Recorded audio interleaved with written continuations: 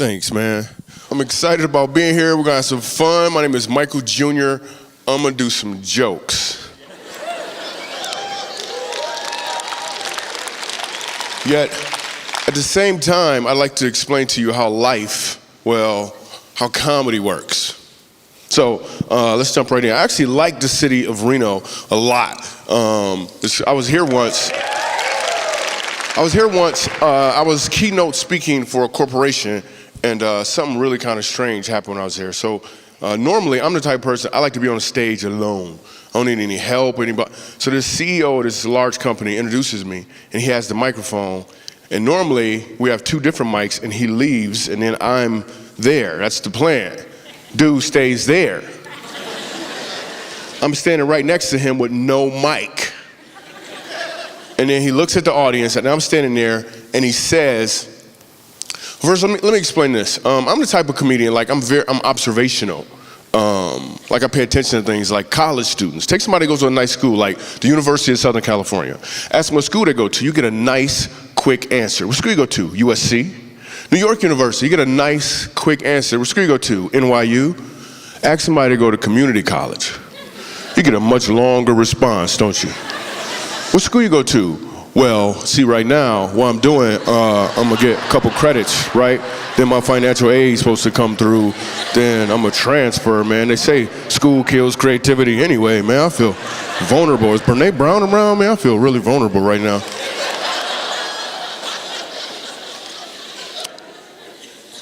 And let me tell you a little more about me. I love being a dad, and I have 5 kids. Yeah, and I travel a lot, so I can see them all.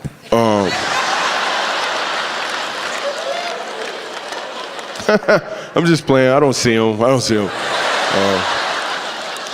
No, I do. I have 5 kids. They're all with me. I live in Dallas now.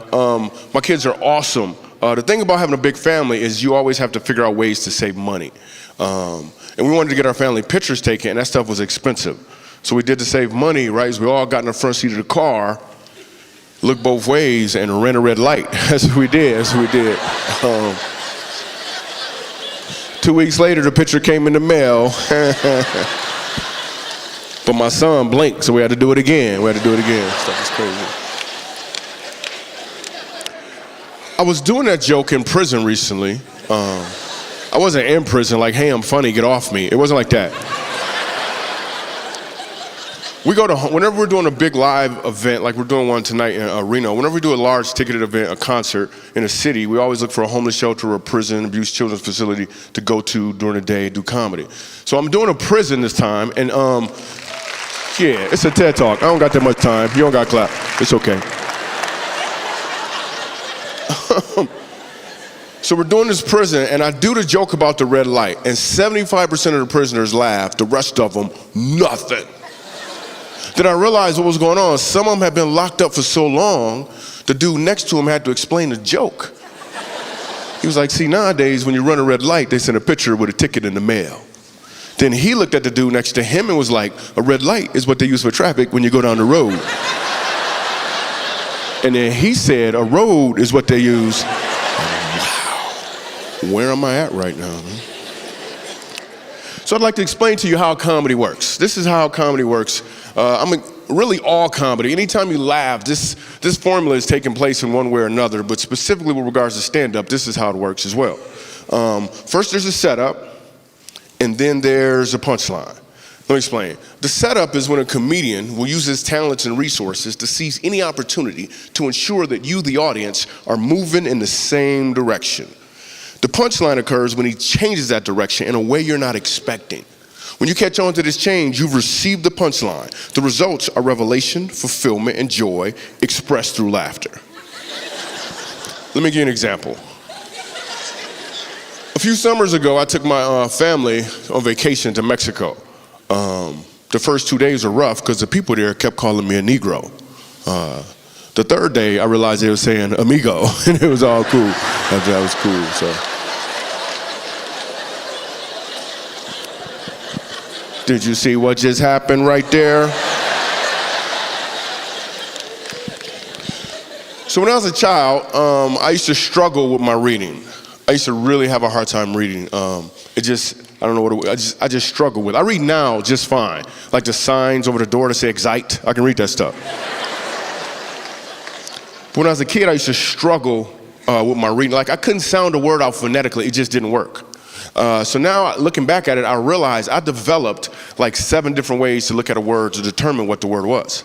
And I'm talking about, just started noticing this really in junior high. So I would look at the font size, the color, the positioning, what's in front of it, what's behind it, how people responded to it. I got really good at looking at words differently, to the point in high school, people didn't know I wasn't really reading. I was just working it out really, really fast. Now as an adult, I read just fine, but I still have this ability to look at words and people and situations 7 different ways almost immediately. In fact, it's the primary place where I pull my comedy from. So that very thing from my past, it looked like it was a setback, looked like it was some sort of handicap. Turns out, I'm actually able to use it for what I'm called to do now. So just like you've probably had some sort of setbacks, but if you would, in a way, embrace it, you'll probably find there's more opportunities out there. Now I find comedy all over the place. At the airport today, a little white kid walked up to me, asked for an autograph. I was like, hey, buddy, what's your name? He said, I'm Tanner. I looked at him, I said, no, you're not.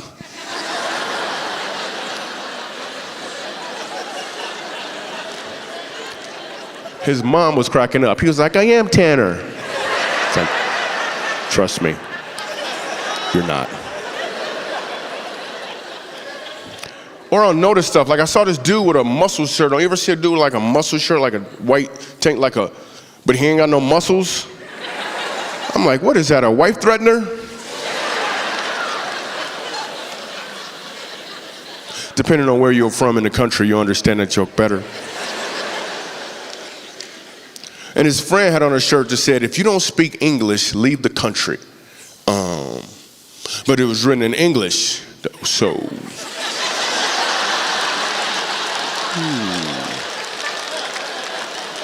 So I walked up to him and I said, you're dumb. But I said it in Spanish, though, so he didn't know. He didn't know. So I'm able to find comedy in a bunch of different places as a result of embracing what seemed like it was a handicap from my past. I noticed even what people say sometimes. Have you ever heard the phrase, boy, I wish I could have been a fly on the wall? Every time I hear that, I walk up to the person and I say, and then what? No. You want to be a fly on the wall so you can hear the information that was in the room. Well, I've done the research. Flies don't have ears. Yeah. You would be just as ignorant as you currently are. But you would be a fly. Nobody even listens to a fly. I mean, let's say you're a fly that could read lips. What are you gonna do with the information? And you got 2 days to live. You're making bad choices. Or people will sometimes say stuff to me like, Michael Jr., where you from originally? I'm like, originally? Well, I was conceived in Michigan. Yeah, before that, I was with my dad. Yeah. And then there's a swim competition, right? And I won, which is crazy. Because currently, I don't swim at all.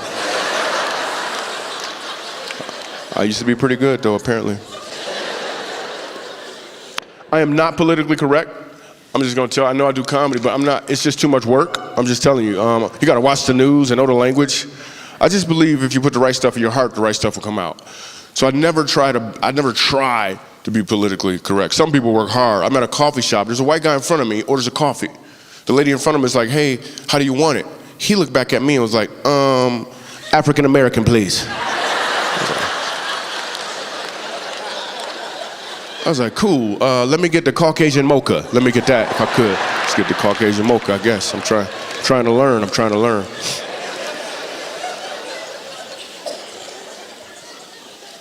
Coaches would say some stuff too. You ever hear your coach say something like, the stuff I'm teaching you here, it's not just about this game. You can apply it to life. Here's the thing, people, that's not true. I thought it was true. Straight out of high school, one of my first jobs was I used to park cars. One of the cars was really nice, so I took it for a little spin. The company found out and my boss lost the account. He was yelling at me and screaming. I didn't know what to say or do. I thought back to my high school football coach. I looked at my boss, I was like, you know what, man? You win some, you lose some, man. You can't let this one loss get you down. The important thing is I went out there and I had fun.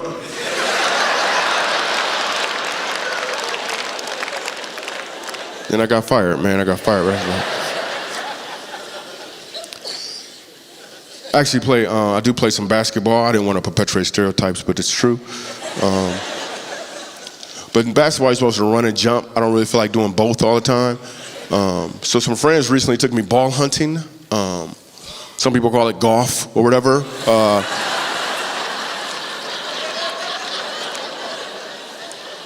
I shot a 121. That was what I shot, a 121. And then we had lunch, and it was like, hey, we're going to do the other 9 holes now. I was like, I'm not going back out there. I'm not going. Because they lied to get me to go. They was like, yo, the greens are awesome. I was like, cool. I showed up with some cornbread. I was like, all right. I don't know how to say cornbread in German. I'm sorry. I just did that just for Germany. I've never really been there before. I do think working out is important. I was at the gym the other month. And, I was gonna do some cardio, right? But they moved it upstairs. I ain't going up there, man, please. And I get recognized at the gym. I got recognized. I'm working out, this lady's like, I was like, hey, how you doing? She's like, you don't understand, Michael Jr., you're my favorite comedian. Every time I see you, I laugh my butt off. I was like, keep laughing, you know? Keep laughing.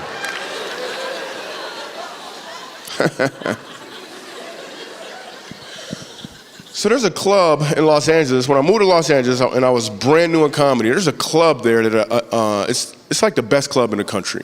It's called the Comedy and Magic Club. It's actually in Hermosa Beach. This club is extremely hard for a comedian to get into. The way I got into this club is a guy named George Wallace saw me when I lived in New York. He knew I was funny and clean. So when I moved to Los Angeles, he took me to the Comedy and Magic Club. Now, he couldn't get me on stage because it's way too prestigious of a club. They have to know who you are. So he got me into the green room. I'm in the green room, and suddenly, brand new in town, and I find myself in the green room with some soldiers in comedy. There's George Wallace, Gary Shanley, Jay Leno. I'm brand new in town. And at the time, a football player got hit in the eye with a flag, and he lost his vision in one eye, and he was suing the league for $400 million.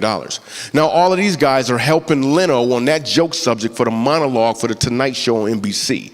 I ain't saying nothing. I'm just happy to be in the room sharing French fries with these dudes. But your gift will make room for you. So then they got quiet and they all looked at me and I'm thinking, oh snap, this is an opportunity. So I was like, all right, let me see if I got this right. He got hit in the eye with a flag, he lost his vision in one eye, and he's suing the league for $400 million. He not gonna see half of it.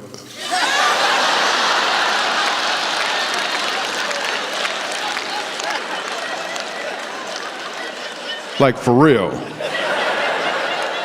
So here's the thing, how did I get that joke that fast under that much pressure? The truth is, it wasn't as much pressure as you might think because I had been practicing since I was a child in the form of a kid who was having a hard time reading. I was practicing just like you've probably been practicing. You just didn't know you were practicing. I'm here to let you know you've been practicing. And for a lot of you guys, it's game time. It's game time.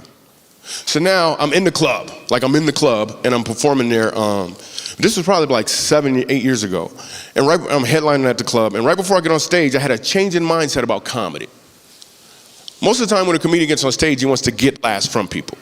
And I felt a shift take place. Instead of going up there to get laughs from people, I felt like I was supposed to give them an opportunity to laugh. I did a little prayer, and I clearly felt like I was supposed to give an opportunity to laugh. This changed everything. Because now I'm not looking to take, I'm simply looking for an opportunity to give. This is why we now go to the homeless shelters and all these places. In fact, that very night when I leave the stage, I'm outside, people want autographs, we're hanging out, taking pictures, and I look across the street and I saw a homeless guy. I had never seen a homeless guy outside this club before, ever. But that doesn't mean he wasn't there before. That just means before, my mindset was to get laughs from people, so why would I even notice them? But now I changed my mindset and I see this homeless guy and I have the thought, what about him? How could I give him an opportunity to laugh? And that's when we started doing homeless shelters and prisons and making laughter commonplace and other non-common places. So now as a result of doing that, we went to this one place, we went to Montrose, Colorado. It's it's a facility for children who are being abused by their parents. And I'm hearing all of these stories, and this grandmother tells me about her grandson who is so afraid of his mom because he's on drugs. She's been abusing him, and one of the things she's been doing is she's been pulling out his toenails. So I hear this story, and they bring all these kids inside, and Spider-Man is sitting right up. This little boy is so afraid of his mom, everywhere he goes, he wears a Spider-Man costume. He's sitting right up front at the show. If my mindset was still to get laughs from people, there's no way I would have been able to do the show. But my mindset changed, so now I have to do the show. So I get up on stage, and people start laughing slowly but surely. 20 minutes in it, I hear a voice come from right here, and the voice says, "My name is Ronan." And this little boy pulls off his mask and introduces himself to me in a way, and I can't even tell you what it meant to me. And he started talking to me for like 9 minutes, like I wasn't doing a comedy show at the time. But it was all because I made this shift. I made this change, and I said simply, instead of trying to get, I'm going to see if there's an opportunity to give. If you can make this adjustment, it will change your life for the good. If you're a mechanic, you may think you get paid to fix vehicles, but if you can make this shift, you will recognize you help people reach their desired destination. That will put your alarm clock out of business. My senses are there's a lot of people out there still hitting the snooze button. Before I bounce means to vacate the premises.